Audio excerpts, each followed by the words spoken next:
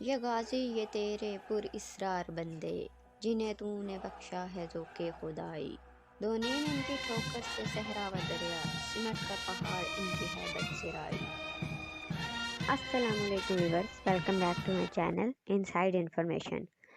پاکستان کی تاریخ میں مارچ کا مہینہ بہت اہمیت کا حامل ہے۔ اسی مہینے میں وہ عظیم دن بھی ہے جب انگریز کی غلامی سے نجات کے لیے یہ قرارداد منظور کی گئی تھی۔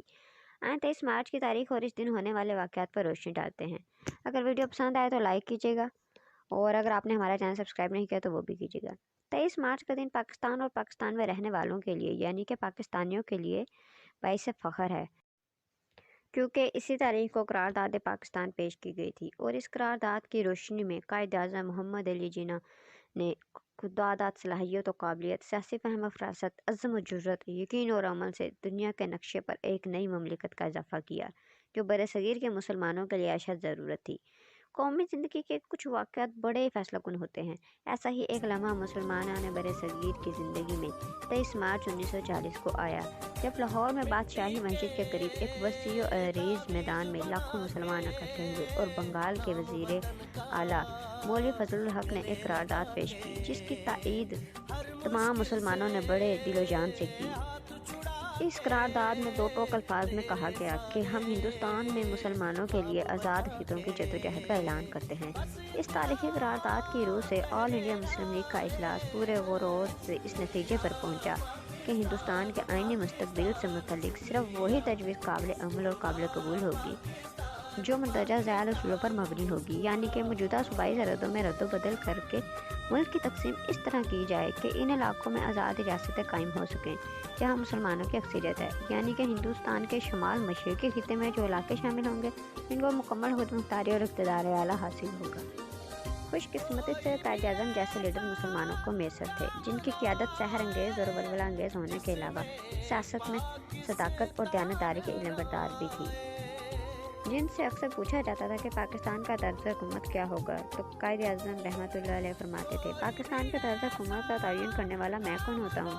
مسلمانوں کا طرز حکومت آج سے 1300 سال قبل قرآن کریم نے وضاحت کے ساتھ بیان کر دیا ہے۔ الحمدللہ قرآن مجید ہماری رہنمائی کے لیے تا قیامت موجود ہے اور رہے گا۔ تو شہین ہے پرواز ہے کام تیرا، تیرے سامنے آسمان اور بھی ہیں۔ ایک جنون تھا، نہتے نہا لوگ تھے، ان کے دلوں میں جوش تھا، ان کے لہو میں چھپا جنون تھا۔ آنکھوں میں آنسو لیے اپنے قائد کی پکار پر اپنا گھر بار چھوڑ کر وہ سب ایک جگہ اکٹھے تھے۔ سبھی کا ایک دوسرے سے خونی رشتہ نہ ہوتے ہوئے بھی سبھی کی زبان پر ایک ہی نعرہ تھا، بن کے رہے گا پاکستان، لے کے رہیں گے پاکستان۔ اپنے وطن کی آزادی کے حصول کے لیے سب ایک ہو کر اپنے قائد کی آواز کے پیچھے جا رہے تھے، اور قائد بھی ایسا تھا جو صرف کہتا نہیں تھا بلکہ جو کہتا تھا منوانا بھی اچھی طرح جانتا تھا۔ ایک آگ تھی جو بھڑکنے جا رہی تھی۔ اکتوبر 1946 میں عبوری حکومت قائم کی گئی جس کی قیادت لیاقت علی خان نے کی۔ ادھر حکومتی ایوانوں میں قائد اعظم مسلمانوں کے سیاسی حقوق اور قیام پاکستان کے لیے سیاسی جنگیں لڑ رہے تھے، تو دوسری طرف ہندو مسلم فسادات نے پورے ملک کو بری طرح اپنی لپیٹ میں لے رکھا تھا۔ ان فسادات میں لاکھوں مسلمان شہید ہوئے۔ 3 جون کو تقسیم ہند کے منصوبے کا اعلان کیا گیا۔ یہ وہ دن تھا جب ایک ناممکن نظر آنے والے خواب کو سب نے تعبیر میں ڈھلتے ہوئے دیکھا۔ 23 مارچ 1940 کو یہ قرارداد منظور ہو گئی اور آخرکار 14 اگست 1947 کو قیام پاکستان کا عمل وجود میں آیا۔ 23 مارچ کا دن ہر سال اہل پاکستان کو اسی جذبے کی یاد دلاتا ہے جو قیام پاکستان کا باعث بنا۔ 23 مارچ کا دن ہم سب کے لیے خوشی کا دن ہوتا ہے، اور اس دن ملک کے کئی شہروں میں تقریبات کا اہتمام کیا جاتا ہے۔ ان تقریبات میں پاکستان آرمی، ایئر فورس اور بحریہ کی طرف سے پریڈ کا اہتمام بھی کیا جاتا ہے۔